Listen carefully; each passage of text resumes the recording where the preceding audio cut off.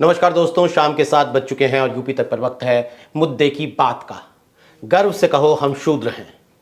ये वाक्य यूपी की राजनीति का आजकल सूत्र वाक्य बना हुआ है, या कहें कि यूपी की पूरी राजनीति का फोकस शूद्र इस एक शब्द के इर्द गिर्द सिमटा हुआ है पिछले कुछ दिनों से।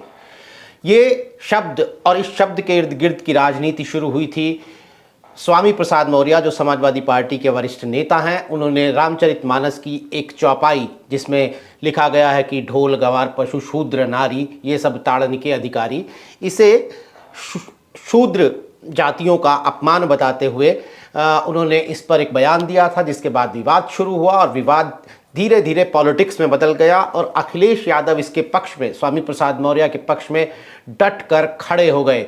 सबसे पहले मैं आपको सुनाता हूं अखिलेश यादव का वो बयान, जिसके बाद से लगातार ये शब्द और ये वाक्य चर्चा में है। सुनिए अखिलेश यादव ने इस पर क्या कहा था। मुख्यमंत्री अगर योगी न होते, धार्मिक स्थान से वहां आए होते, तो शायद वो सवाल में न पूछता उनसे, लेकिन क्योंकि वो योगी भी हैं और धार्मिक स्थान से उठ करके सदन में आए हैं, वो बात मैं आपसे नहीं पूछूंगा। मैं ये कहूंगा कि वो चौपाई एक बार हमें पढ़ के सुना दो। क्या आप पढ़ के सुना सकते हो, मुझे बताओ। और फिर मैं मुख्यमंत्री जी से पूछने जा रहा हूं कि मैं शूद्र हूं कि नहीं हूं। देखिए, मुख्यमंत्री योगी आदित्यनाथ को लगातार घेर रहे हैं अखिलेश यादव। बार बार वो इस शब्द का इस्तेमाल करते हैं। वो योगी हैं, वो बताएं कि हम शूद्र हैं कि नहीं। वो योगी हैं, मैं उनसे सदन में कहूंगा कि ये चौपाई पढ़कर सुना दें। लगातार एक अपना हमला जो है वो योगी आदित्यनाथ पर बड़ा फोकस होकर अखिलेश यादव कर रहे हैं। इसके पीछे की पॉलिटिक्स हम समझेंगे इस कार्यक्रम में अपने मेहमानों से। लेकिन स्वामी प्रसाद मौर्य, जिन्होंने ये शुरू किया था, जिन्हें अब कुछ ओबीसी और एससी संगठनों का साथ मिल गया है, जो अब एक पद यात्रा करने की बात कर रहे हैं, यानी बहुत ही फ्रंट फुट पर वो इस शूद्र राजनीति को आगे ले जाने की बात कर रहे हैं। उन्होंने आज फिर एक ट्वीट किया। देखिए आपकी स्क्रीन पर वो ट्वीट। उन्होंने क्या लिखा था। उन्होंने लिखा कि देश की महिलाओं, आदिवासियों, दलितों और पिछड़ों के सम्मान की बात करने से तथाकथित धर्म के ठेकेदारों को मिर्ची क्यों लग रही है। आखिर ये भी तो हिंदू ही हैं। क्या अपमानित होने वाले 97% हिंदुओं की भावनाओं पर अपमानित करने वाले 3% धर्माचार्यों की भावनाएं ज्यादा मायने रखती हैं। दरअसल कुछ धर्माचार्यों ने, तथाकथित धर्माचार्यों ने स्वामी प्रसाद मौर्य के खिलाफ ये कहा था कि स्वामी प्रसाद मौर्य को लताड़ा था इस बात के लिए, और ये आरोप लगाए कि उन्होंने रामचरितमानस का अपमान किया है। लेकिन स्वामी प्रसाद मौर्य जो है वो बैकफुट पर आने को तैयार नहीं है।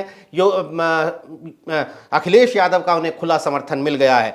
तो अब आगे ये राजनीति क्या रूप लेगी और इसका फायदा किसे होगा।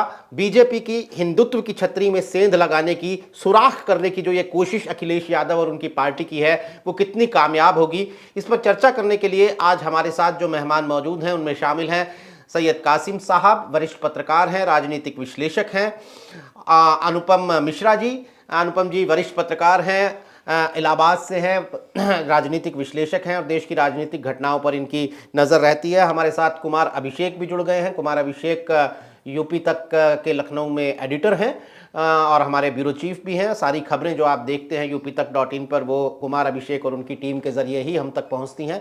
और अमीश राय जो कि यूपी तक .in यानी हमारी जो वेबसाइट है उसके एडिटर हैं। मैं सबसे पहला सवाल जो है वो सैयद कासिम साहब से ही लेता हूं।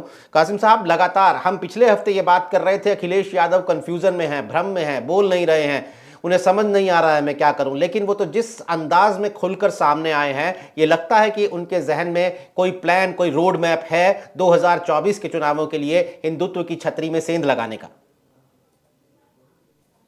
नीरज जी, देखने में तो नहीं लगता है कि अखिलेश यादव का कंफ्यूजन और भ्रम दूर हो गया है। ऐसा महसूस कर सकते हैं लोग, तो मुझे नहीं लगता है। वजह क्या है कि अखिलेश यादव को के सामने दो लोग हैं। एक वो टीम है जो अखिलेश यादव की पुरानी टीम है, जिसे मैं अक्सर, जिसपे एक नाम मैंने खास बना रखा है, मैं उसका बार बार क्या जिक्र करूं। एक वो टीम है जिसमें उनके साथ के वो युवा लोग हैं, जो उनके मित्र हैं, जो उनके दोस्त हैं, जो सारे एमएलसी थे, जिसमें से कोई विधानसभा में विधायक बन के नहीं आया था, न लड़के आया, बल्कि वो लोग उनके अखिलेश के करीबी लोग कहे जाते थे। दूसरी वो टीम है जो बहुजन समाज पार्टी से बड़ी संख्या में लोग उनके पास आए, जिसमें स्वामी प्रसाद मौर्य, रामचल राजभर, किरभुवन दत्त, लालजी वर्मा। उसके बाद आप देखिए तो यहाँ के लोग हैं, वहां के अम्बेडकर नगर के अलावा आजमगढ़ के, गाजीपुर के तमाम बसपाइयों को, के गौतम, सबको इन्होंने शामिल कर लिया। 2022 का चुनाव हुआ, 22 के नतीजे आए। नतीजों में अखिलेश यादव, सीएसडीएस की रिपोर्ट ने बताया कि भाई ऐसा है कि ब्राह्मण जो है सबसे ज्यादा भारतीय जनता पार्टी को गया, मुस्लिम सबसे ज्यादा समाजवादी पार्टी को गया, और इतना गया जितना अनुपम जी कहते हैं कि मुसलमान तो इतना गया जितना मुस्लिम लीग को मिला था किसी जमाने में, उतना गया। और ब्राह्मण इतना भारतीय जनता पार्टी में गया जितना कभी किसी को नहीं जाता था। ये सब समझा के स्वामी प्रसाद मौर्य ने बिहार में डॉक्टर चंद्रशेखर के बाद एक बयान दिया, और उस बयान को देने के बाद तो तमाम चैनल्स पे वो बयान देते रहे। अब वो बात यहां तक पहुंची कि अखिलेश यादव उनके सपोर्ट में आगे बढ़ गए। सवाल ये है, उन्हें लगता है कि जिस तरह से कमंडल के उदय के बाद बिहार में भारतीय जनता पार्टी के रथ को जिस तरह से लालू यादव ने रोका, उसके बाद सरकार बनाई और लगातार फिर वहां पे सरकार रही, लालू रहे, उनकी पत्नी रही, फिर लालू रहे, फिर नीतीश आ गए। नीतीश भी उसी सामाजिक न्याय मूवमेंट के व्यक्ति माने जाते हैं, और वो भी आए, भाजपा के साथ गए, फिर लालू के साथ आए, फिर भाजपा के साथ, फिर लालू के साथ आ गए। उनको लगा कि उत्तर प्रदेश में इसी कार्ड को चल के हम काम, दिक्कत कहां पे हुई? स्वामी प्रसाद मौर्य ने इस बयान को देने के बाद अखिलेश यादव ने जो अपना बयान शूट कर दिया, वो कहाँ दिया? वो मंदिर गए थे, उस मंदिर में वहां पर जाके पीला वो ओढ़ के दुपट्टा और या जो भी अंगोछा, उसके बाद उन्होंने वो बयान दिया कि हमको भारतीय जनता पार्टी वाले शूद्र कहते हैं। भाई भारतीय जनता पार्टी वाले शूद्र कहते हैं, ये लगा के फिर उन्होंने वहां से शूद्र करने के बाद फिर उन्होंने कहा कि मैं पूछूंगा कि आप योगी हैं, आप बताएं कि हम शूद्र हैं कि नहीं है। लेकिन मसला ये है कि क्या अखिलेश यादव उस पिच पे उस तरह रुक पाएंगे जैसे अम्बेडकराइज रुकते हैं? अम्बेडकराइज अगर खुद को शूद्र मानते हैं डॉक्टर अम्बेडकर के कथनानुसार, मनुस्मृति के अनुसार, या जो भी उसकी वजह हो, तो वो मंदिर नहीं जाते, वो पूजा नहीं करते, वो अर्चना नहीं करते, वो धर्माचार्यों के कदमों पे नहीं बैठते हैं। अखिलेश यादव कभी कहते हैं कि मैं नहीं मानता हूं किसी को, उसके बाद मंदिर जाते हैं, धर्माचार्यों के कदमों में बैठते हैं। तो यहाँ पे ये विचारधारा की जो टकराव है, ये कामयाबी, ये जितनी टीम आप देख रहे हैं, ये सब स्वामी प्रसाद मौर्य की टीम है, ये अम्बेडकराइस्टों के संगठन है, जो पिछड़ा मोर्चा के नाम पे, दलित मोर्चा के नाम पे, दलित संगठन, पिछड़ा संगठन, इस तरह के लोग जो बने हुए हैं, वो उनके लिए पदयात्रा निकालेंगे। और एक पोस्टर, जैसे बिहार में पोस्टर लगा था रामचरितमानस की चौपाई के साथ, यहाँ लग गया कि हम गर्व से कहो हम शूद्र हैं। तो शूद्र गर्व से कहने का जो पोस्टर है, ये कितने दिन लगा रहता है और इसके पीछे की कहानी कहां तक पहुंचती है, ये एक बड़ा सवाल है। मुझे लगता है कि भारतीय जनता पार्टी इन सब चीजों पे नजर रखे हुए, बिहार में तो उसने डॉक्टर चंद्रशेखर के बयान के ऊपर बहुत ज्यादा तवज्जो शुरू में दी अपने संगठनों से, उसके बाद उसने उसको छोड़ दिया, क्योंकि उन्हें मालूम है कि बिहार पे हम अगर इस पे जाएंगे तो हमको नुकसान हो जाएगा। उत्तर प्रदेश में उनके पास एक बहुत बड़ा फॉर्मूला है, जिसे मैं 7-9-11 के रूप में लोग बताते हैं। राजनाथ सिंह का जो फॉर्मूला है कि 7% जो क्रीमी लेयर पिछड़ा है, जो बड़ा पिछड़ा है, उसको 9% जो उससे कम पिछड़ा है, उसके बाद 11% जो अति पिछड़ा है, इस आरक्षण को ऐसे बांट दिया जाए। निकाय के चुनाव सर पे हैं, कमेटी बन चुकी है, कमेटी बैठ चुकी है, तो ये इनका जितना फार्मूला है, आज मैं मान लेता हूं कि इनका ये कामयाब होगा। मैंने मान लिया कि शुद्ध फार्मूला कामयाब हो जाएगा, रामचरितमानस पे बहस शुरू हो जाएगी, रामचरितमानस को लेकर आप बात कर लेंगे, लेकिन पिछड़ा अति पिछड़े के नाम पे यादव कुर्मी से जो टकराव है अति पिछड़े वर्ग की इन जातियों का, जिसका नेतृत्व स्वामी प्रसाद मौर्य भी कर रहे हैं, वो 7-9-11 आने के बाद तो वो फिर उस बड़े गुब्बारे में एक पिन जैसा काम कर जाएगा और वो गुब्बारा बैठ जाएगा। मेरा अपना ये कैलकुलेशन है, मुझे ऐसा लगता है। और भारतीय जनता पार्टी की इच्छा यही है कि चूंकि बिहार में नीतीश कुमार ने उसी 7-9-11 से करके लालू प्रसाद यादव से पिछड़ों को खींचा, और नीतीश कुमार ने लालू के इकलौते पिछड़े नेता के उसको तोड़ दिया। तो उत्तर प्रदेश में भारतीय जनता पार्टी उस फार्मूले को अगर लागू कर देती है, तो ये जितना खेल है नीरज जी, इस खेल देखिएगा परखच्चे उड़ जाएंगे, और अखिलेश यादव के पास वही स्थिति होगी, ना खुदा ही मिला, ना विसाले सनम, ना इधर के रहे ना उधर के रहे। नीरज, लेकिन अनुपम जी, इसमें जो मुझे लगता है कि जो एक ब्राह्मणवाद के खिलाफ जो एक सेंटीमेंट है, जो एक समाज के एक अलग तबके में, जिसे हम अगड़ा पिछड़ा या ऊंचा नीचा कहते हैं, तो एक अलग तबके में जो ब्राह्मणवाद के खिलाफ एक सेंटीमेंट है कि भाई ये हमें इन्होंने छोटा बना दिया और ये खुद बड़े बन गए। अखिलेश यादव कहीं ना कहीं उसको, उस सेंटीमेंट को भुनाने की कोशिश कर रहे हैं। ये टेक्निकलिटीज़ शायद आगे अगर जैसा कि 7-9-11 का फॉर्मूला कासिम साहब ने कहा वो लागू हो भी जाए तो वो एक टेक्निकल बात है, लेकिन एक समाज के नज़रिए से वो जो एक सेंटीमेंट है, एक हिस्सा समाज का जो ये मानता है कि ये भाई ब्राह्मण, ब्राह्मण में सारा स्वर्ण आ जाता है। वो ब्राह्मण शब्द उनके लिए, जैसे शूद्र में दलित भी आते हैं और ओबीसी भी आते हैं, इसी तरह ब्राह्मण शब्द में एक सामाजिक तौर पर सोच में सब लोग आ जाते हैं, ये ठाकुर भी आ जाते हैं, वैश्य भी आ जाते हैं। तो इस सेंटिमेंट को भुनाने की अखिलेश यादव कोशिश कर रहे हैं। अब इसके अलावा उनके पास कोई चारा भी नहीं था शायद। बीजेपी ने जो हिंदुत्व की छतरी का अपना इतना मजबूत एक तंबू खींच दिया था, तो आपको नहीं लगता कि ये सेंटिमेंट है समाज में और कहीं ना कहीं इसे भुनाया जा सकता है? अखिलेश यादव की ये रणनीति सही भी साबित हो सकती है, जैसा हम कह सकते हैं कि एक वक्त पे हिंदू और मुस्लिम के सेंटिमेंट को भुनाया गया। ब्राह्मणवाद वाली बात नीरज जी बहुत दिलचस्प कही आपने। और मैं आपको अपना एक पर्सनल कन्वर्सेशन बता रहा हूँ काशीराम जी से। काशीराम जी इलाहाबाद आते थे तो अक्सर हमारे अखबार के दफ्तर आया करते थे। तो मैंने उनसे पूछा कि साहब ये ब्राह्मणों को गाली देने का क्या एक फिलॉसफी है और ये क्या एक मामला है?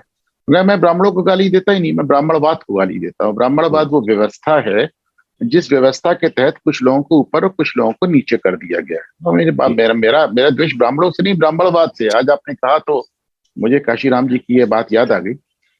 अब देखें, जैसा कि आप कह रहे हैं ना कि जरूरत आविष्कार की जननी होती है नीरज जी। अब अखिलेश यादव ने सब कुछ करके देख लिया, लेकिन उनको समझ में आ गया कि एक जमाने तक जब भारतीय जनता पार्टी आपको कहीं से फाइट में नजर नहीं आती थी, तो ब्राह्मण आपको 2012 में समाजवादी पार्टी में जाता हुआ नजर आया, 2007 में बसपा में जाता हुआ नजर आया। लेकिन जब से 2014 के बाद जब से नरेंद्र मोदी का उदय होता है और भारतीय जनता पार्टी देश में अलग अलग सूबों में और केंद्र में ताकतवर होती है और उत्तर प्रदेश में जिस ताकत से चुनाव लड़ती है, तो उसके बाद आपने देखा कि अगर 91% मुसलमान सपा में जाता है तो तकरीबन 90-91% ब्राह्मण भी आपको भाजपा में ही नजर आता है और बड़ी मजबूती से नजर आता है। अब ये ब्राह्मणों से मोहभंग आप बसपा में भी देखेंगे, जैसे कि आपने देखा कि मायावती ने जमाने तक सतीश चंद्र मिश्रा को आगे रख के एक ब्राह्मणों को अपने पाले में लाने की कोशिश की। 2007 में उनको जो ब्राह्मणों का वोट मिला था, जो मायावती जी समझ नहीं पाई, उनको लगा कि ब्राह्मणों का वोट उनको मिला है। 2007 में जो ब्राह्मण वोट बसपा के साथ गया था वो मूलतः सपा सरकार के विरोध में गया था, और इसी तरह वो बसपा सरकार के विरोध में सपा में गया था। तो ब्राह्मणों की फर्स्ट चॉइस हमेशा से भाजपा रही है, और जब से भाजपा यहाँ पे एक ताकतवर फोर्स बन के उभरी है तो वो साफ नजर आ रहा है। तमाम तरह की बातें हुई, विकास दुबे के लेके बहुत ढेर सारी बात हुई कि विकास दुबे को लेके ब्राह्मण नाराज है, तो ऐसा है तो वैसा है। लेकिन 2022 के मार्च में ये बात साबित हो गई कि ब्राह्मणों ने इतनी बड़ी मात्रा में, बहुत कम ही किसी पार्टी को, कोई जमाने में कांग्रेस को सपोर्ट करते थे, अब ये जो आपको योगी सरकार को सपोर्ट आपको नजर आया। तो ऐसे में आप देखती हैं मायावती भी निराश हो चलती है और सतीश चंद्र मिश्रा को वो दरकिनार कर देती हैं, और सतीश चंद्र मिश्रा और कहीं ना कहीं वो सर्व समाज से बहुजन समाज की बात करने लगती हैं। अखिलेश यादव का भी यही है, उन्होंने बहुत जमाने तक कोशिश की, वो मंदिर भी गए, उन्होंने राम की जगह कृष्ण का मंदिर बनाने की बात कही, सबसे बड़ी कृष्ण की प्रतिमा बनाने की बात कही। और लेकिन जैसे कि अभी कासिम साहब कह रहे थे कि वैचारिक कंफ्यूजन अभी भी उनमें बहुत साफ नजर आता है। बिना पूछे वो कहते हैं कि मैं पूजा नहीं करता, उसके कुछ दिन बाद वो ट्वीट करते हैं रुद्राभिषेक करते हुए फोटो, वो भी सपत्नी।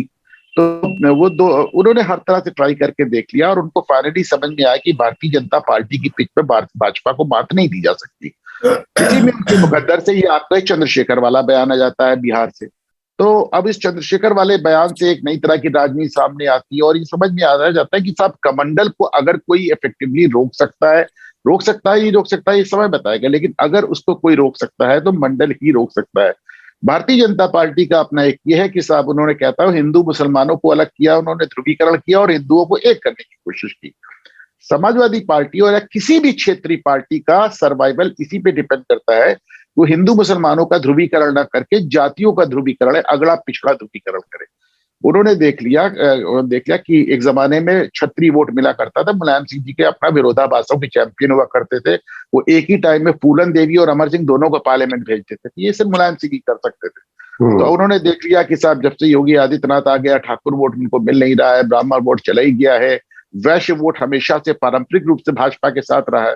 तो आप साहब उनको, और इसके अलावा अखिलेश यादव के पास कोई चारा नजर नहीं आया। बिहार में चंद्रशेखर ने रास्ता दिखा दिया, तो ठीक है, वो सब बात ठीक है, चंद्रशेखर ने रास्ता भी दिखा दिया, कमंडल के मुकाबले मंडल खड़ा भी हो सकता है, ये पुराना टाइम टेस्टेड फॉर्मूला है, पहले सफल भी हो चुका है।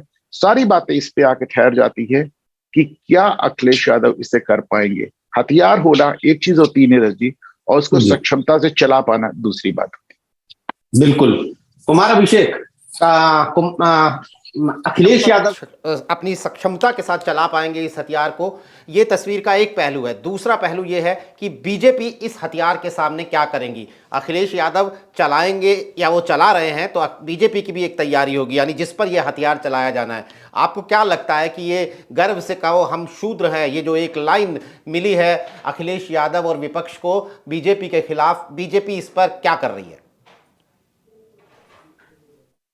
देखिए नीरज, मेरा मानना है कि बीजेपी ने भी अपनी तैयारी इसको लेकर के कर रखी, और सिर्फ तैयारी ही नहीं की है। बीजेपी इसका जवाब उसी अंदाज में अपने तरीके से दे रही है। देखिए, जो बड़े बीजेपी के नेता हैं, जो सवर्ण चेहरे हैं, ऐसे चेहरे जो बीजेपी के भीतर जो बड़े कद के हैं, सबको शांत करा दिया गया। यानी अगर आप देखेंगे तो बीजेपी के भीतर इस रामचरितमानस की चौपाइयों पर जब सवाल उठा दिए गए, और खास करके ओबीसी तबके से आया और समाजवादी पार्टी के बड़े नेताओं ने उठाया, तो बीजेपी ने अपने बड़े नेताओं को चुप करा दिया। लेकिन बीजेपी के पिछड़े नेताओं, बड़े पिछड़े नेताओं, केशव प्रसाद मौर्य, इसके अलावा आप जो उनके सहयोगी दल हैं या फिर सहयोगी दल होने को तैयार हैं, उस तरीके के नेताओं से इस पर बयानबाजी एक तरीके से शुरू है और वो लोग जवाब दे रहे हैं। तो जैसे कहते हैं ना कि लोहा लोहे को काटता है, तो बीजेपी को मालूम है कि धर्म ग्रंथों में लिखी हुई कुछ बातें ऐसी हैं जिस पर अगर वो बहस को उतरी तो बीजेपी को जवाब देना मुश्किल होगा, और फिर वो समाजवादी पार्टी के ट्रैप में चली जाएगी, वो उनके पिच पर चली जाएगी। और यही वजह है कि इस मुद्दे की गंभीरता को भांपते हुए मुझे लगता है बीजेपी के आला सवर्ण नेताओं में एक तरह का सन्नाटा देखा जा रहा है। मैं आपको एक बात बताऊं, कल हम लोग एक औपचारिक मुलाकात में थे, मुख्यमंत्री से भी ये सवाल किया गया। उन्होंने कहा कि उन्हें जिस फोरम पे अपनी बात रखनी थी उन्होंने रख दिया है, और आगे भी अगर किसी फोरम पर रखना होगा तो वो रखेंगे, लेकिन वो अपनी बात सार्वजनिक तौर पर नहीं कहेंगे, ना ऑन रिकॉर्ड ना ऑफ रिकॉर्ड। तो ये एक आप समझ जाइए कि ये मैसेज बड़ा क्लियर है कि ऐसे लोग जिनके बोलने से इसमें फायर और एमुनिशन का काम आ सकता है, बेशक वो लॉजिकल बातें भले ही रखें, संदर्भ रखें, बीजेपी ने उनको एक तरीके से चुप कराया है कि आपको इस पर नहीं बोलना है। आज अगर आप देखें तो जो दूसरे डिप्टी सीएम हैं, उन्होंने भी इस पर बोलने से मना कर दिया। तो बीजेपी जरूर इस पूरे विवाद की या फिर इस पूरे जो मुद्दे की काट को लेकर के चल रही है। उसका मानना यह है कि इस मुद्दे पर शांत रहना ही बेहतर है, क्योंकि ऐसे कोई ये पहली बार नहीं है कि जब धर्म ग्रंथों के कुछ अंश को निकाल करके बीजेपी पर हमला किया गया है। जब भी बीजेपी पर हमला होता है तो अगर आप देखें तो इन ऐसे मुद्दों पर ही होता है। वो आज रामचरितमानस निकला है, इसके पहले आप देखिए तो बंच ऑफ थॉट्स जो है, जो गोलवरकर का, वो हमेशा से उनका हथियार रहा है। लेकिन ये जो चीजें हैं ना, ये बड़ी दोधारी तलवार है, वो किसे काटेंगी ये खुद नहीं कहा जा सकता। तो अखिलेश यादव ने बड़ा एक कैलकुलेटेड रिस्क लिया है, मेरा मानना है। और जो बात अभी अनुपम जी भी कह रहे थे और कासिम भाई भी कह रहे थे कि देखिए उन्होंने अपने सारे हथियार तो इस्तेमाल कर लिए हैं, अब ये एक ऐसा हथियार है जिसको कि वो इस्तेमाल करना चाहते हैं और उनको एक तरीके से उन्होंने करना शुरू भी कर दिया है। तो क्या इसका कोई अलग से फायदा मिलेगा? देखिए, रामचरितमानस की चौपाइयां हो, रामचरितमानस में राम का चरित्र हो, रामचरितमानस में लक्ष्मण के जो पर बहुत सारे लोगों ने टीका भाष्य टिप्पणियां लिखी हैं, कोई पहली बार नहीं है। आप महादेवी वर्मा को सुन लीजिए, रामधारी सिंह दिनकर के को देख लीजिए। तो रामचरितमानस कुमार, लेकिन एक फर्क है। देखिए, ये बात तो हम कह सकते हैं, यूनिवर्सिटीज के अंदर इस पर सेमिनार्स के अंदर हम बैठते रहे हैं सालों से, अखबारों के अंदर, खासतौर पर अंग्रेजी अखबारों में इस पर हम लेख पढ़ते रहे हैं। लेकिन जिस अंदाज में इसको गली कूचे पर उतारा है, वोट की पॉलिटिक्स पर उतारा है, तो वो इलेक्टोरल पॉलिटिक्स में अगर ट्रांसलेट हो सकता है, किसी के भी पक्ष में हो, वो अभी हो सकता है। वो पिछले 70 सालों से जो देश में इस पर बहस हो रही थी, वो बहुत ही, जिसे कहते हैं कि सोफिस्टिकेटेड बहस हो रही थी। नहीं, बात आपकी सही है, मैं इस बात को मानता हूं कि ये इलेक्टोरल पॉलिटिक्स में ये प्रयोग शुरू किया गया है। लेकिन ये प्रयोग क्या सफल हो जाएगा या औंधे मुंह गिरेगा, इन दोनों बातों पर अभी क्वेश्चन मार्क लगा हुआ है। देखिए, मंडल से बड़ा मुझे नहीं लगता है कि कोई और आंधी तूफान हो सकता है। जिस तरीके से जब मंडल की सियासत शुरू हुई थी और उस वक्त आडवाणी की जो रथ यात्रा थी वो भारी थी, तो ये संदर्भ तो रामचरितमानस का ही है ना। रामचरितमानस के एक चौपाई का एक संदर्भ है। तो क्या ये इतना बड़ा विमर्श खड़ा हो जाएगा पूरे देश में कि पूरे दलित पिछड़े ये सब इस पर एक हो करके और बीजेपी के खिलाफ हो जाएंगे? इस पर मुझे थोड़ा अभी शक है। लेकिन निश्चित तौर पर जो बीजेपी की मशीनरी है वो इस बात में मतलब वो इसमें सक्षम है कि वो अखिलेश यादव को जरूर मानस विरोधी वो करार कर दे। और अब की जो पॉलिटिक्स है नीरज, मेरा मानना है कि इन रेटरिक से काफी आगे निकल चुकी है और जो वोटर्स है ना वो इन चीजों को देखता है कि उसे मिला क्या, उसे क्या नहीं मिला।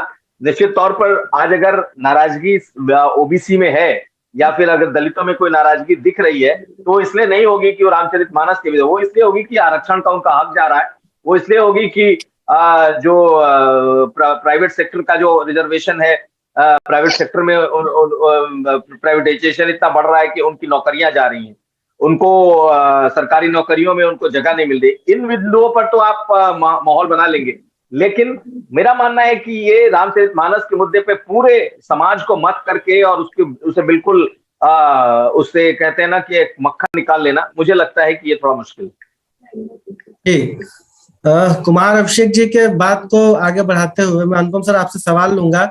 उससे पहले चूंकि हम लोग कई सारे प्लेटफॉर्म पर लाइव हैं, यूट्यूब पर भी हमारे दर्शक इस चर्चा को लाइव देख रहे हैं।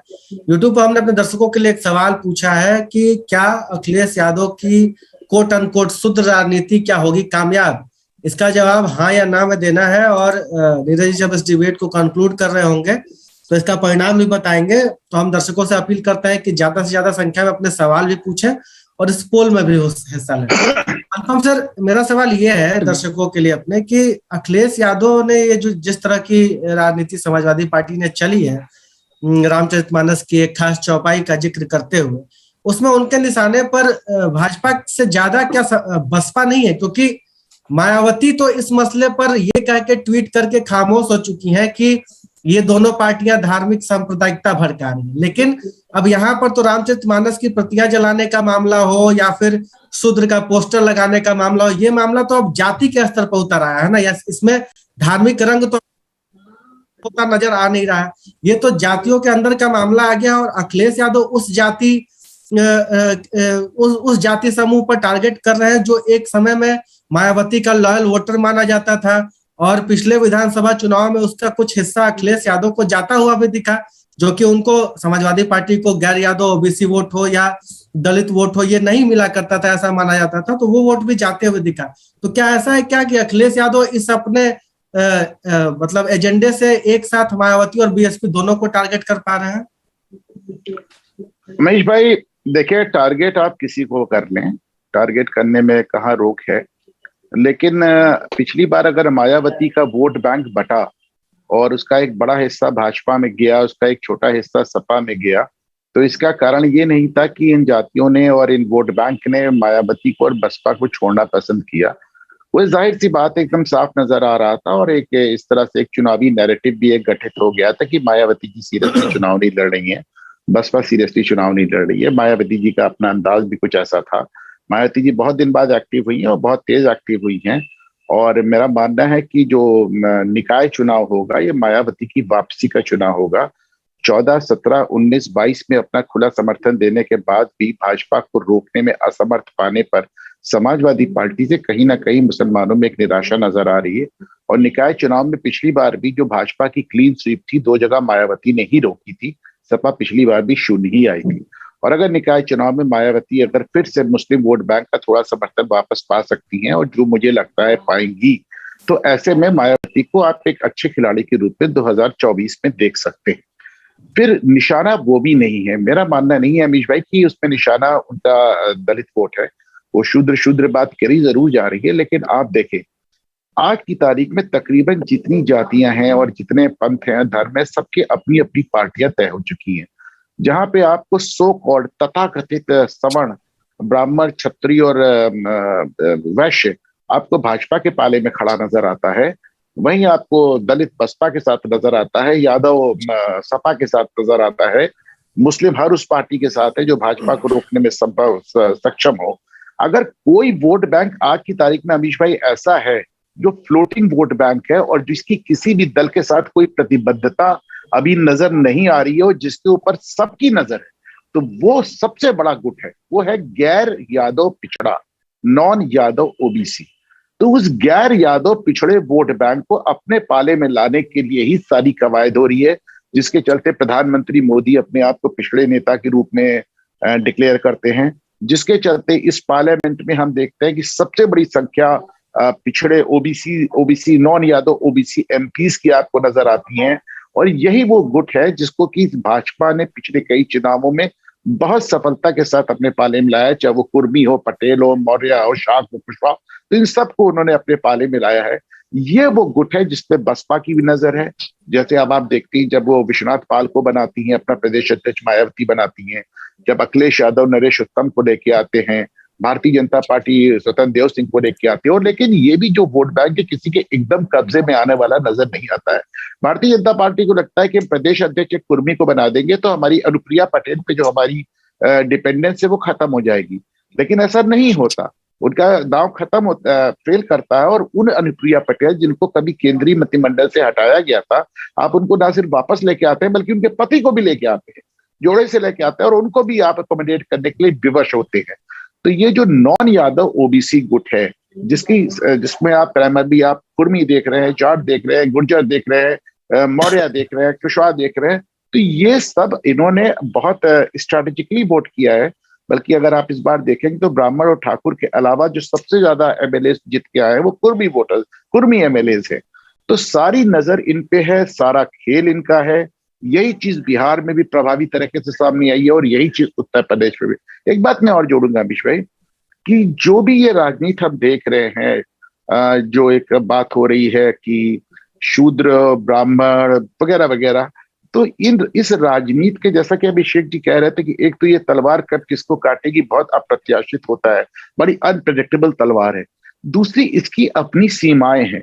जब बहुजन समाज पार्टी शुरुआत में 90 के दशक में उठ के आती है तो नारा देती है तिलक तराजू और तलवार इन्हें मारो जूते चार वगैरह, लेकिन वही बहुजन समाज पार्टी आपको भविष्य में जाके नारा देती हुई नजर आती है कि हाथी नहीं गणेश है, ब्रह्मा विष्णु महेश है। तो अब फिर उसको अपने चढ़गुंडों की छाती पर मोहर लगेगी हाथी, तो मुद्दे बदलते चले जाते हैं और आप देखते हैं कि उनका जो वो एक वैमनस्य वाला एक अंदाज था वो डाइल्यूट होता चला जाता है।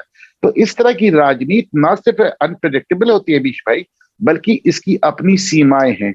एक सीमा से ज्यादा ये प्रभावी नहीं हो सकती।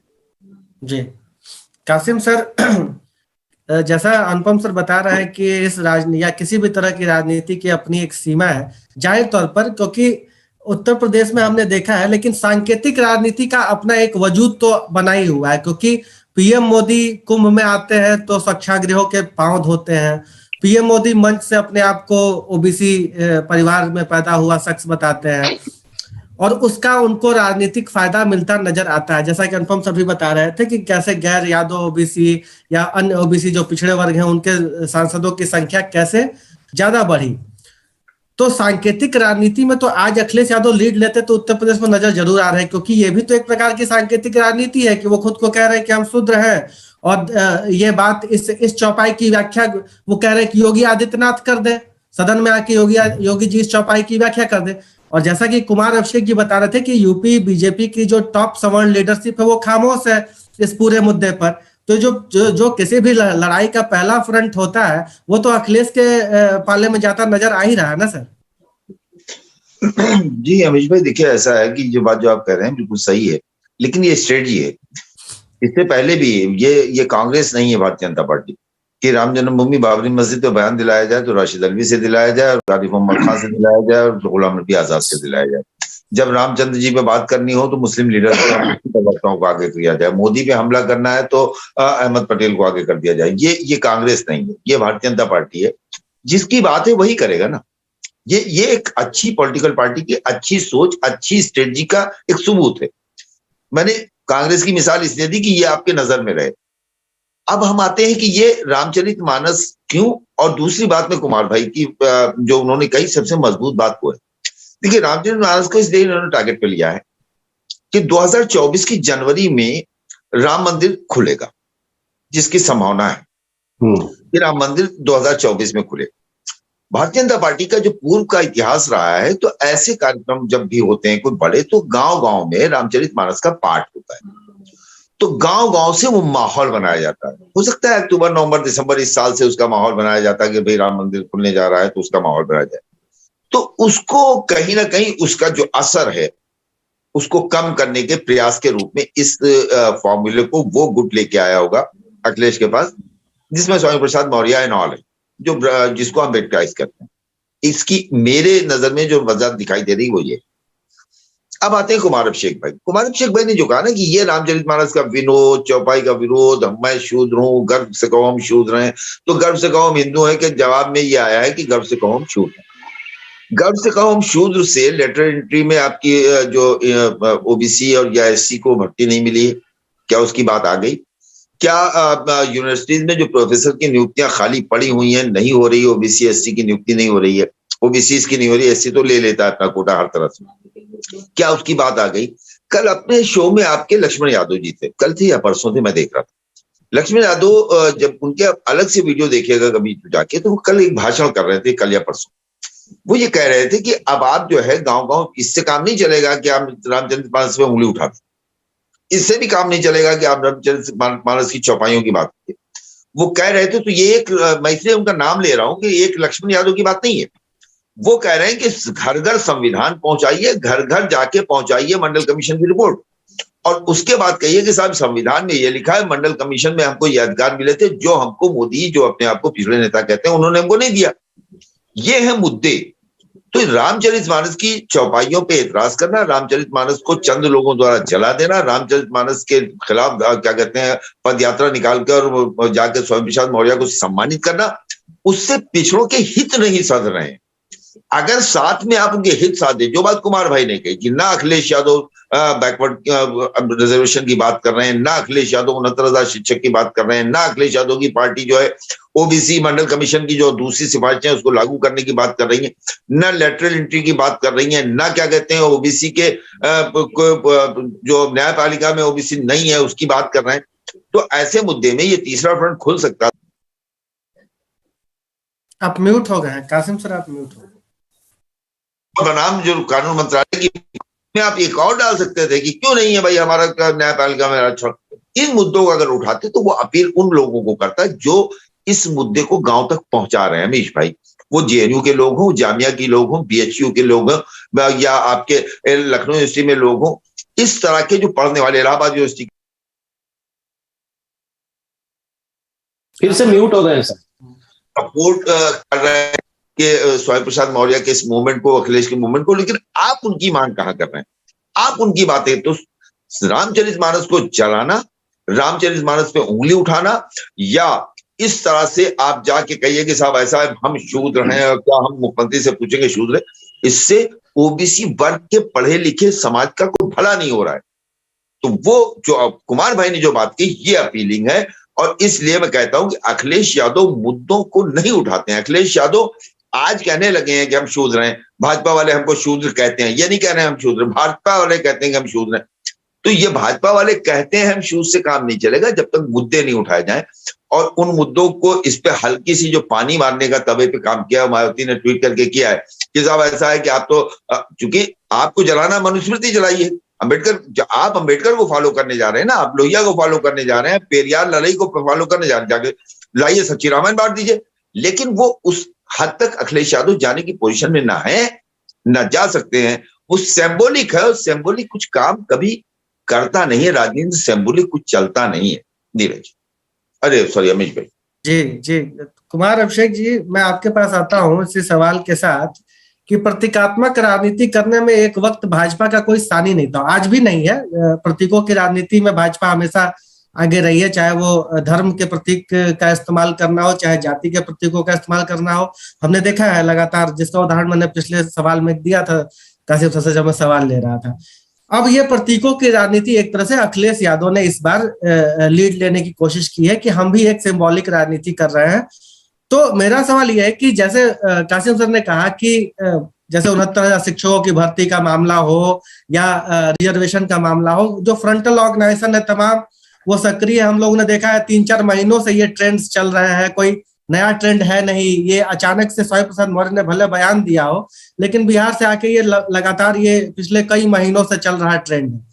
सवाल मेरा ये है कि जब अखिलेश यादव कहते हैं कि हमें शूद्र कहा जा रहा है, या जब समाजवादी पार्टी के ऑफिस के सामने ये पोस्टर लगता है कि गर्व से कहो हम शूद्र हैं, तो मायावती का ये ट्वीट कर देना कि आप लोग धार्मिक धर्म की सियासत कर दे रहे हैं, क्या ऐसे कर देने से वो अपना जो गिरता हुआ वोट बैंक है, जिस पर समाजवादी पार्टी की भी निगाह है और बीजेपी तो ऑलरेडी उसमें लीडर की भूमिका में है ही गैर यादव ओबीसी और दलित वोट को लेने में, तो क्या वो उसको प्रोटेक्ट कर पाएंगी, या अखिलेश यादव की इस रणनीति से बीजेपी को के साथ साथ बसपा को भी एक चैलेंज मिल रहा है? देखिए अगर प्रतीकों की राजनीति की बात की जाए तो निश्चित तौर पर आप ठीक कह रहे हैं कि बीजेपी ने प्रतीकों की राजनीति को बहुत अच्छे से साधा है। अखिलेश यादव मुझे लगता है पहली बार 4 चुनाव हारने के बाद अब वो इस स्तर पर आए हैं कि रामचरितमानस के नाम पर और शूद्र के नाम पर पॉलिटिक्स की जाए। लेकिन मायावती की पार्टी ने तो जन्म ही इन प्रतीकों के विरोध और इसे लेकर के हुआ है। अगर और ऐसा नहीं है कि ये जागृति आज के वक्त में इन ओबीसी जातियों में या दलित जातियों में आ रही है और वो अचानक से उन्हें ये बातें लगेंगी कि अरे अरे ये देखो रामचरितमानस में ये क्या लिखा है और हम किस तरह की बातें करते रहे। ये उनके अंदर जो पढ़ा लिखा तबका है वो इसे जानता है और उसे भी मालूम है कि धर्म ग्रंथों में कई चीजें ऐसी हैं जो कि आपत्तिजनक हो सकती हैं, जिस पर डिबेट जिस पर होता रहा है, जिस पर विवाद संवाद दशकों से चल रहा है और उनके पढ़े लिखे तबके में ये फीलिंग, ये बातें हैं। अगर तिलक तराजू और तलवार इनको मारो जूते चार, अगर आप इस चीज को देख लें तो आखिर कांट की हांडी को आप कितने बारी चढ़ाएंगे? ये इसका पूरा फायदा एक वक्त बसपा ले चुकी है। उसी तरीके से बिहार में भी एक नारा आया था, भूरा बाल साफ करो, जिसे हम कहते हैं ना फॉरवर्डों के खिलाफ, तो लालू यादव ने उसका पूरा फायदा उठाया था उस दौर में।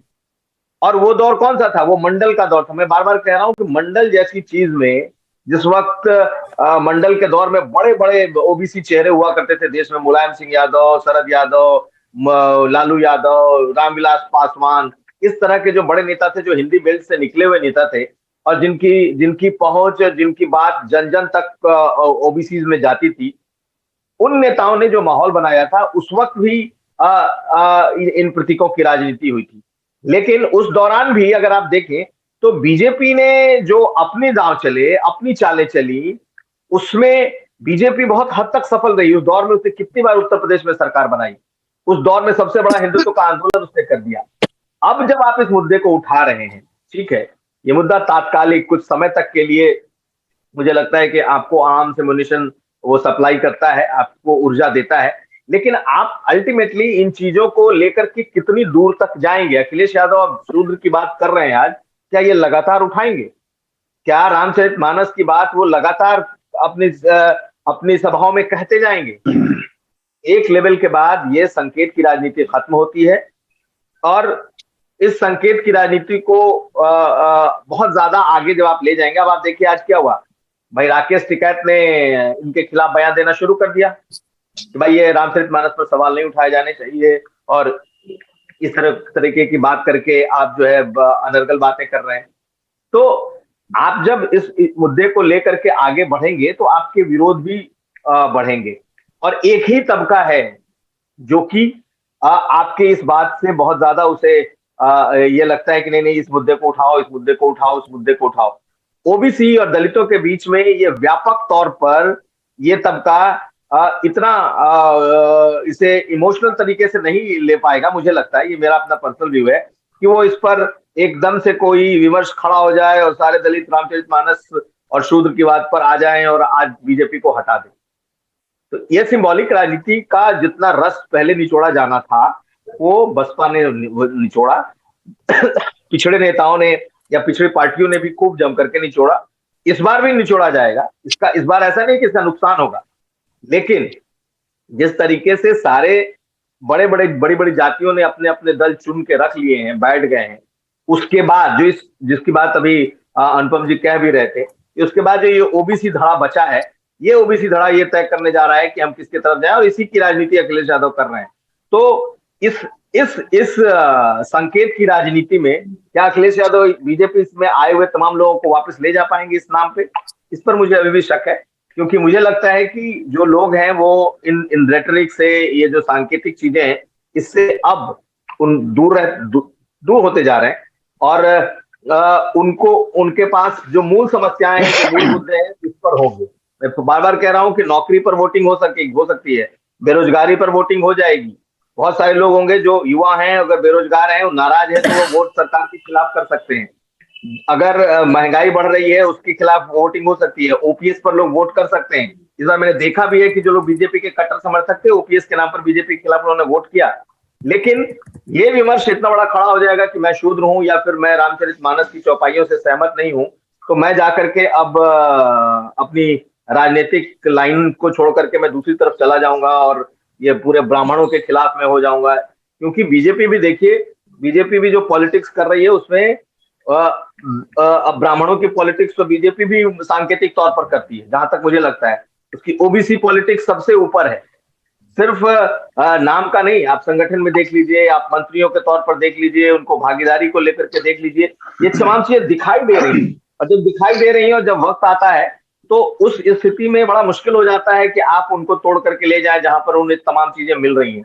अगर किसी जाति को घर मिल रहा है, उसे पैसे मिल रहे हैं, उसे सम्मान मिल रहा है, तो आप उसको जब वापस लाएंगे तो ये कह के नहीं लाएंगे कि देखो रामचरितमानस में तुम्हारे खिलाफ क्या लिखा हुआ है।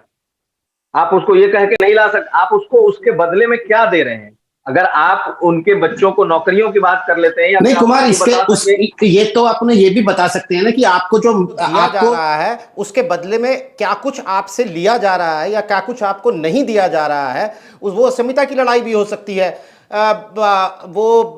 मेरा कहने का मतलब है कि पढ़ा लिखा तबके की बात है, हम बार बार जरूर कर रहे हैं, लेकिन वोट तो वो तबका भी देता है ना जो इमोशनल होता है। पाकिस्तान से हमारा, चाइना से हमारा कितना व्यापार बढ़ा है, चाइना की कितनी ऐप हमने बंद की थी जो चल रही हैं, चाइना बॉर्डर पे क्या हो रहा है, ये सारे विमर्श तो सेमिनार के विमर्श हैं। मोटी बात यह है कि मोदी जी के राज में भारत ने चाइना की बैंड बजा रखी है।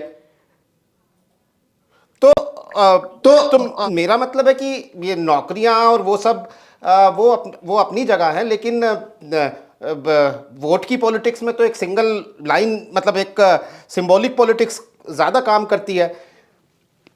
तो वही मैं कह रहा हूँ नीरज की, ये कोई ऐसी बात तो नहीं है। ठीक है, इलेक्टोरल पॉलिटिक्स में आप कह रहे हैं कि इसका इस्तेमाल पहली बार हो रहा है, लेकिन आप सोशलिस्टों के दौर से देखें ना, 100 में पिछड़े और अगड़ों की जो पॉलिटिक्स रही है वो आज से रही है। वो नहीं पहली बार के जमाने से रही है। पिछड़ों की जो हिस्सेदारी है उसे लेकर के ये बातें होती रही है। मुझे लगता है कि ये इतना इमोशनल इशू, ये रामचरितमानस की चौपाइयां बन जाएंगी कि पूरे दलित होकर, नाराज होकर के और अब बीजेपी के खिलाफ वोट करने लगेंगे, इसमें मुझे शक है। नहीं बिल्कुल जाहिर तौर पर वो हमारे विमर्श का विषय भी यही है कि तराजू ये किस तरफ से ज्यादा झुकेगा, हम ये सिर्फ आकलन ही कर रहे हैं। अनुपम जी, मैं आपके पास आता हूं कि 2022 के चुनाव में हमने देखा कि अखिलेश यादव ने 32-33% वोट लिया, उनके गठबंधन ने 37% के आसपास वोट लिया, लेकिन वो सरकार फिर भी नहीं बना पाए, बल्कि बहुमत के आंकड़े से बहुत पीछे रह गए। तो एक बात वहाँ से जो अखिलेश यादव को अपना वोट परसेंटेज इतना ज़्यादा बढ़ा लेने के बाद भी ये समझ में आई, या राजनीति के जानकारों ने जो बात ये कही कि अखिलेश यादव जब तक मायावती का वोट तोड़कर या कांग्रेस का वोट तोड़कर अपना वोट बढ़ाते रहेंगे, तब तक वो बीजेपी को नहीं हिला सकते। उन्हें बीजेपी का वोट तोड़ना पड़ेगा, यानी वो अपने 32-33% को बढ़ाकर 40% पर ले जाएं, या फिर वो और साथ ही बीजेपी के 50% को या 45% को घटाकर 40-38% पर ले आए। तो पहली बात, मैं इसको आर्ग्यू कर रहा हूं कि सब सारा एक साथ चला जाएगा अखिलेश यादव के साथ, ये तो मुमकिन भी नहीं है, और अखिलेश यादव को मुझे लगता है कि इसकी उम्मीद भी नहीं होगी। तो सवाल ये है कि अपना वोट बढ़ाने के साथ साथ बीजेपी का वोट कम किया जाए, तो उसका जो दोहरा फायदा होगा वो फिर बराबर की लड़ाई में उसको तब्दील करेगा। तो इस नीति के तहत, जैसे पश्चिम में मुझे लगता है कि अखिलेश यादव यादव ने फिलहाल पश्चिम का जो किला है वो पूरी तरह जयंत को सौंपा हुआ है कि हाँ भैया आप कीजिए, चंद्रशेखर के साथ मिलके मैं फिलहाल ये पूर्व की राजनीति करता हूँ, और फिर जैसे जैसे अभी 15 महीने बाकी है फिर उसको सिलसिलेवार तरीके से किया जाएगा। तो ये जो एक बार बार जो मैं शब्द यूज़ कर रहा हूँ कि हिंदुत्व की छतरी में सेंध लगाने का, सुराख करने की जो ये कोशिश की है, तो अखिलेश यादव अपनी इस रणनीति में खास तौर पर तब जब बीजेपी का कोई रुख हमारे सामने नहीं आ रहा है, जो कासिम जी ने जो बात कही कि बीजेपी 7-9-11 का फॉर्मूला लेकर आ जाती है तो एक नई बात शुरू हो सकती है। सिंबोलिज्म की राजनीति में बीजेपी माहिर है, लेकिन आप देखिए ना कि मुलायम सिंह यादव को पद्म विभूषण मिला था, यादव वोट बीजेपी की तरफ जा सकता है इस वार के जरिए, उसकी चर्चा भी नहीं हो रही है।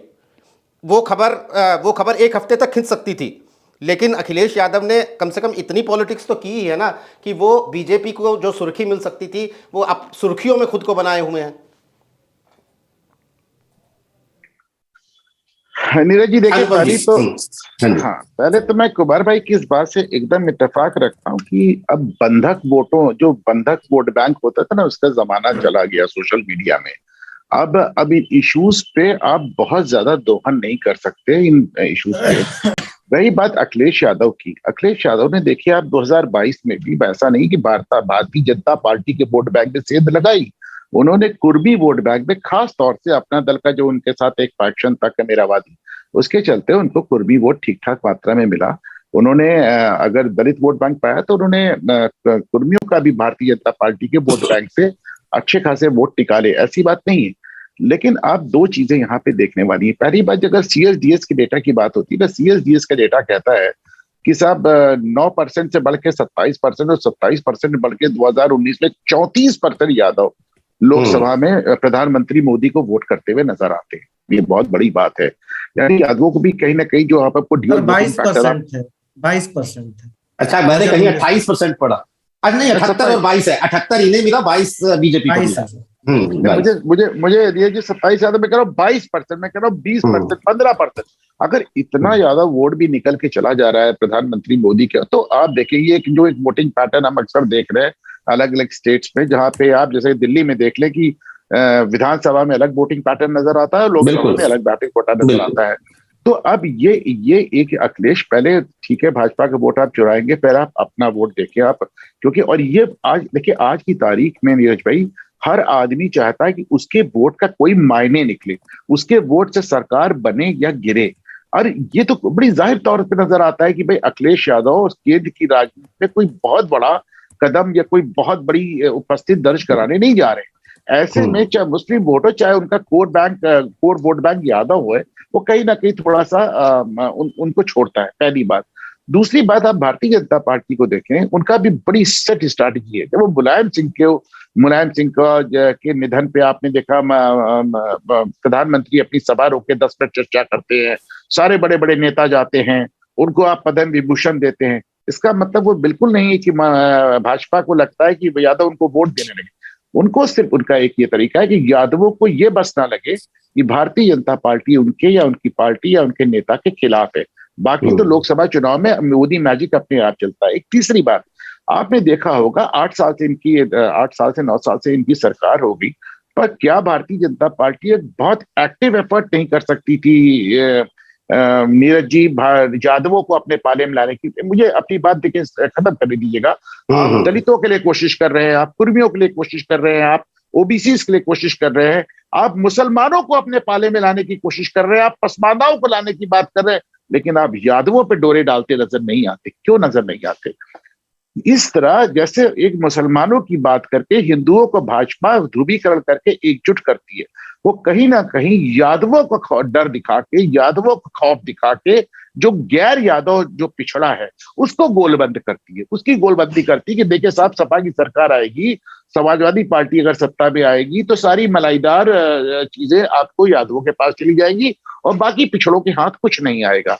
तो उसने ओबीसी के बीच में एक बहुत सफल डिवीजन किया है नीरज जी, यादव और गैर यादव ओबीसी।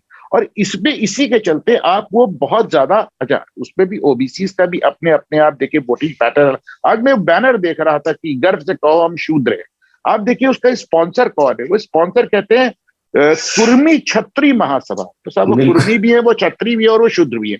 तो आप ये देखें कि मतलब हर हर हर जातियों का अपना एक जाति गौरव है, हर जातियों का अपना एक जातिगत एक स्वाभिमान है। और ऐसे में यादव और गैर यादव ओबीसी की जो यादव राजनीति की है भारतीय जनता पार्टी ने, वो बहुत सफल है। और इसके चलते मुझे लगता है कि भाजपा की वोट बैंक पे सेंध लगाने की जो अखिलेश की जो इच्छा है, जो योजना है, बहुत जायज होते हुए भी मुझे लगता है कि लोकसभा चुनाव में कम से कम उनको अपना कोर वोट बैंक बचाना मुश्किल हो जाएगा। नीरज जी, कासिम साहब, हालांकि कार्यक्रम की शुरुआत में आपने मायावती को लेकर बात कही थी, मायावती को इस खेल में कहाँ खड़ा हुआ पाते हैं आप? बीजेपी को आपने बताया कि 7, 9, 11 की पॉलिटिक्स बीजेपी करेगी और उसकी एक काट होगी इस पूरी राजनीति के खिलाफ। मायावती को इस पूरी पॉलिटिक्स में कहाँ खड़ा हुआ पाते हैं आप? मुझे लगता है कि अखिलेश यादव जहां पे खड़े हैं इस राजनीति में, मायावती भी करीब करीब वहीं खड़ी हैं। देखिए, उत्तर प्रदेश में अखिलेश यादव को अगर 32-33% वोट मिला है तो उसमें 19-18% वोट सिर्फ मुसलमानों का है, और वो 17-18% वोट जो है अगर निकाल दीजिए तो अखिलेश यादव वहीं खड़े हैं जहां मायावती खड़े। मायावती अपने वोटों से वहीं पे है। अखिलेश यादव के साथ 4 वोट जुड़े हैं, उसमें राजभर भी है, जाट भी है, तमाम जोड़ने के बाद वो 13% उनके पास वोट बढ़ता है, 14% बढ़ता है। नीरज जी, देखिए, अभी एक बात तो बार बार आ रही थी कि क्या होगा जब मुसलमानों को क्या इंटरेस्ट है कि आप रामचरितमानस पे आपत्ति करते हैं, जलाते हैं या बनाते हैं। लोकसभा चुनाव में मुसलमान जो है वो उसकी पहली चॉइस कांग्रेस होती है, उसकी पहली पसंद कांग्रेस होती है। अखिलेश यादव ये जो कर रहे हैं, इसका फायदा अखिलेश यादव को मुझे होता हुआ इसलिए नहीं दिखाई दे रहा है कि जैसे ही अखिलेश यादव किसी मंदिर में जाएंगे तो ये पूरा ट्रेंड, जिसकी अभी अमीश भाई जिक्र कर रहे थे, पूरा ट्रेंड बदल जाएगा। लगा के लीजिए, एक तरफ कहते हैं हम शूद्र हैं और दूसरी तरफ आप मंदिर में जा रहे हैं, तो वो पूरा चेंज होता हुआ आप दिखाई देंगे। मायावती उत्तर प्रदेश में जिस तरह का उनका गेम प्लान है, विधानसभा के चुनाव के हारने के बाद, उपचुनाव आजमगढ़ के बाद, विश्वनाथ पाल को प्रदेश अध्यक्ष बनाने के बाद, संगठन की जिस तरह से बैठकें विश्वनाथ पाल से पूरे प्रदेश में कराई, फिर वो सेक्टर और बूथ पे लेके गए, वहां बैठकें करा रहे हैं, और बार बार मुसलमानों के उस तबके को टारगेट करना, उसको ढूंढना। जैसा कि मायावती ने मुगल गार्डन पे भी ट्वीट कर दिया, जिसके मुगल शब्द की वजह से ना अखिलेश ने किया ना राहुल गांधी ने, तो मायावती ये कर रही है। मायावती जो है वो उस वक्त, उस घड़ी का इंतजार कर रही है जब चुनाव करीब आएगा, गठबंधन की सुगबुगाहट होगी। और बार बार अनुपम जी एक बात कहते हैं, उनकी बात मैं कह देता हूं कि देखिए, देशव्यापी स्तर पर मायावती के पास हर राज्य में वोट है, कहीं 4%, कहीं 8%, कहीं 11%, कहीं 6%, पूरे देश में। तो मायावती एक खिलाड़ी है, वो अपने उस दूसरे राज्यों के वोटों के बदौलत उत्तर प्रदेश में बड़ी सीटें लेने की गठबंधन में हैसियत में है। और ये जो अल्टीमेट होगा, जिसकी तरफ अक्सर कुमार भाई ने भी शुरू में, जब मायावती ने जिस दिन कहा था कि हम किसी से गठबंधन नहीं करेंगे, तो 15 जनवरी 2019 में भी उन्होंने कहा था हम किसी से गठबंधन नहीं करेंगे, और अखिलेश से कर लिया था। तो ये एक गठबंधन की राजनीति की तरफ वो बढ़ेंगी, और गठबंधन की राजनीति जैसे ही मायावती बढ़ेंगी तो अखिलेश यादव का ये जितना मामला है, 4 चुनाव में मुसलमान उनको वोट दे चुका, सिर्फ इसलिए दे चुका कि भाजपा को हराना है, तो वो वोट वहां से भागेगा। कांग्रेस के साथ जाए, कांग्रेस के अलायंस में जो लोग हों उनके साथ जाए, या मायावती लेके जाए, या सीट वाइज जाए, तो अखिलेश यादव को इस पूरे जो इनका काम है, जिसपे ये काम कर रहे हैं, इसका मुझे लगता है कि ये गलत टाइम पे उठाया गया इशू है। और स्वयं प्रसाद मौर्य या पिछड़े वर्ग के दूसरे नेताओं ने इस मुद्दे को उठा दिया, तो अखिलेश यादव ने मजबूरन इसको एक्सेप्ट कर लिया। वरना अखिलेश यादव ने अपने निषाद जो प्रदेश अध्यक्ष थे पिछड़ा वर्ग के, उनको तो 2022 से पहले पार्टी से निकाल दिया, तो उन्होंने इसी तरह की बात की थी। तो अखिलेश ने इस मुद्दे को लपका है, इन लोगों ने चारों तरफ से बैठ कर समझा दिया है। लेकिन मायावती के साथ, आपको याद होगा कुमार भाई से इंटरव्यू कर रहे थे जब, तो प्रकाश राजभर ने एक बात कही थी कि अति पिछड़ा समाजवादी पार्टी में ले जाने के लिए हम अगर उसके लिए क्रेन लगाएं, बुलडोजर लगाएं, तब भी नहीं उठा पाएंगे, और मायावती के पास ले जाने के लिए ट्रैक्टर खड़ा कर दीजिए, बैठ जाएगा। तो आप जितनी तैयारी करेंगे, जैसे मायावती ने ट्वीट किया, तो ये रामचरितमानस की कोई बात ही नहीं कही, सही है गलत है, क्या लिखा है क्या नहीं, कोई बात नहीं, ना उस पर कोई टिप्पणी, ना ये कहा कि आप लोग जो है ये धार्मिक वैमनस्य फैला के राजनीति मत कीजिए। दोनों लोग पहले भी करते रहे, फिर कर रहे। रामचरितमानस की तो बात नहीं की उन्होंने। मायावती बहुत स्मार्ट पॉलिटिशियन है, कम से कम ट्विटर के माध्यम से जो हम लोग पढ़ते रहते हैं, उससे देखने के बाद हमें लगता है कि वो हर इशू को छेड़ती हैं, अडानी से लेके और मुगल गार्डन तक पे उनके ट्वीट्स आते हैं। तो उनका जो स्ट्रेटजी है, अल्टीमेटली समाजवादी पार्टी से जो मुसलमान नाराज हो रहा था धीरे धीरे, और जिसका नतीजा हम लोगों ने रामपुर वगैरह के उपचुनाव में देखा है, वो मायावती की उस पे नजर है, पिछले वर्ग पे उनकी नजर है। ये तभी, और देखिए अखिलेश यादव और भाजपा या मायावती में फर्क क्या है? भारतीय जनता पार्टी के पास 80 टिकट देने के लिए लोकसभा में, जिसमें पिछड़ों की बड़ी संख्या में वो टिकट दे देंगे। अखिलेश यादव के पास 55 या 60 टिकट है, मायावती के पास भी इतना ही है, क्योंकि वो 25 टिकट जो इन लोगों के पास मुसलमानों के लिए है, 20 टिकट वो भारतीय जनता पार्टी के पास अति पिछड़ों के लिए। और जो अपनी बिरादरी जब लड़ती है, पिछड़ा जब लड़ता है, तो फिर इलेक्टोरल पॉलिटिक्स में आदमी बिरादरी के साथ जाता है, उसमें नहीं देखता है कि उसमें क्या लिखा है, रामचरितमानस में क्या लिखा है, और हम शूद्र हैं कि नहीं है, गर्व से कौन शूद्र हैं कि नहीं है। मुझे लगता है कि ये सारा मामला फिलहाल जो अखिलेश ने शुरू किया है और अखिलेश के पिछले नेताओं ने शुरू किया है, उसको मेरी नजर में तो 7-9-11, और जैसे ही 7-9-11 होगा अखिलेश यादव इसका विरोध करेंगे, क्योंकि अखिलेश यादव अगर इसके साथ खड़े होंगे तो इनके बड़े वोट बैंक का भागना निश्चित है। अखिलेश नहीं खड़े होंगे, मायावती तो इसके समर्थन में है ही, मायावती इसका समर्थन करेंगी, और उसके बाद मायावती जो समर्थन करेंगी तो इसका फायदा वो ले जा सकती है। अखिलेश को मुझे नहीं लगता कि फायदा मिलता वो दिखाई देगा। नीरज, हालांकि कासिम सर, मेरी एक बात इसमें यह है कि जैसे टिकट तो मायावती ने भी मुसलमानों को खूब दिए 2022 के विधानसभा चुनाव में, लेकिन मुस्लिमों ने वोट नहीं दिया। ब्राह्मणों को भी टिकट अखिलेश यादव ने भी दिया, लेकिन ब्राह्मण 90% बीजेपी के साथ हो लिए। तो ये एक अलग मसला है कि टिकट दे देने से वोट मिल रहा है कि नहीं मिल रहा है। कुमार सर, मैं आपसे एक टिप्पणी लेना चाहूंगा इसी पर। बीजेपी को फायदा मिल जाता है, बीजेपी मुसलमानों को टिकट देती नहीं, उसकी जगह पे पिछड़े आ जाते हैं, वो बीजेपी को फायदा मिल जाता है, मैंने ये कहा है। जी जी कुमार सर, मेरी मतलब जो अभी तक की बातचीत से जो हमारे निकल के आया कि अखिलेश यादव का दांव, जो आपने भी कहा, वाजिब बात थी कि तलवार की धार पर चलने वाली बात है, लेकिन अभी की जो सियासत है उत्तर प्रदेश की 37, अगर विधानसभा चुनाव को हम पिछले अपना आधार बनाए तो 37% वोट बैंक अखिलेश यादव के पास में आया है। वो भी जब ओम प्रकाश राजभर भी उनके साथ थे और अन्य छोटे दल भी उनके साथ थे, और ये उम्मीद रखें कि अखिलेश यादव के साथ 2024 में भी ये दल रहेंगे। लेकिन अभी बीच में मूड ऑफ द नेशन का हम लोगों ने आंकड़ा अभी जारी किया और देखा हमने कि 49% पर बीजेपी खड़ी है।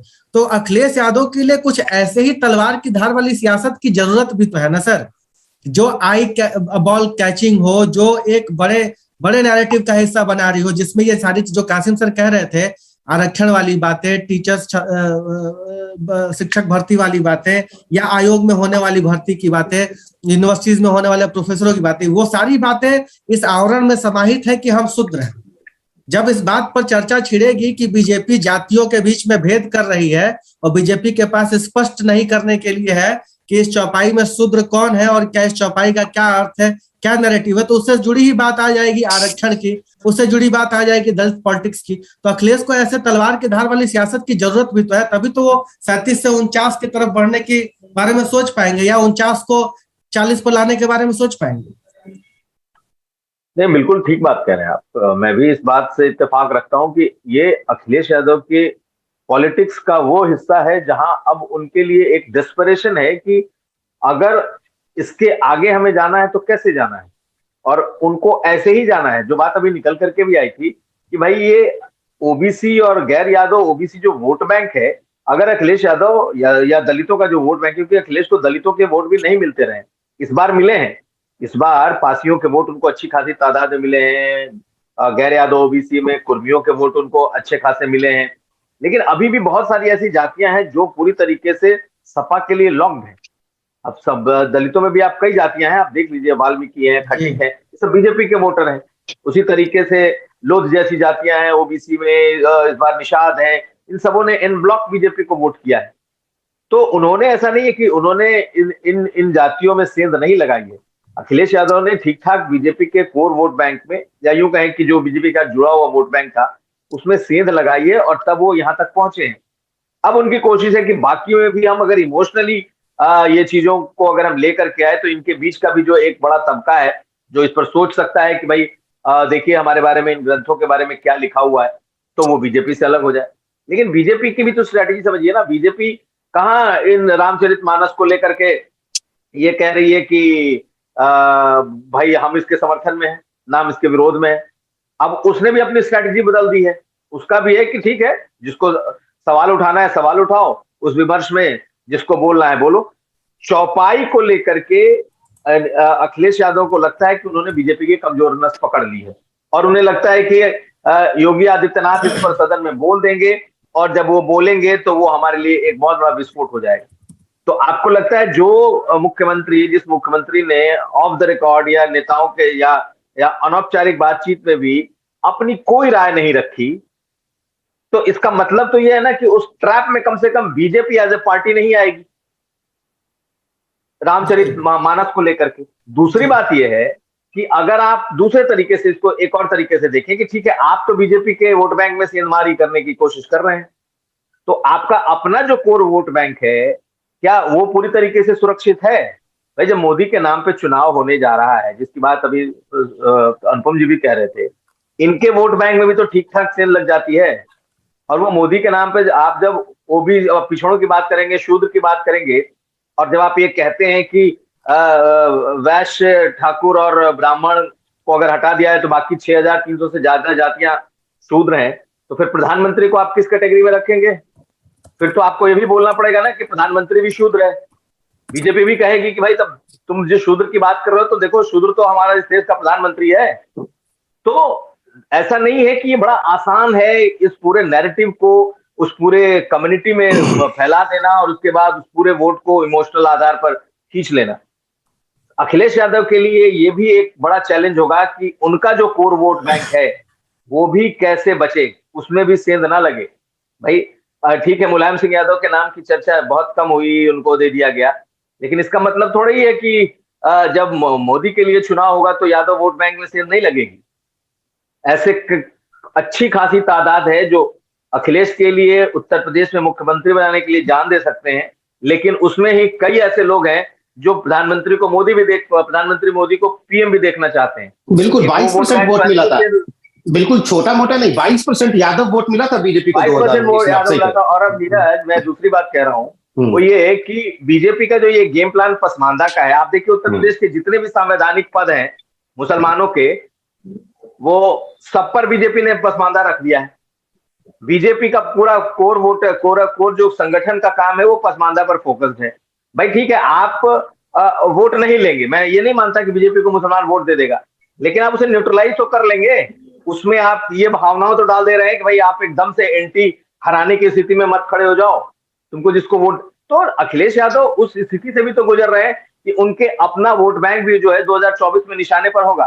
बीजेपी का तो होगा ही, नेचुरल है, इतनी बातें हो रही हैं तो बीजेपी को इमोशनली बहुत कुछ हैंडल करना पड़ेगा। लेकिन जब हम इन दोनों बातों को देख रहे हैं कि एक तरफ आप बीजेपी के वोट बैंक में सेंध लगा रहे हो, तो क्या आपका 37% इंटैक्ट बचा हुआ है? तब आप 5% लो।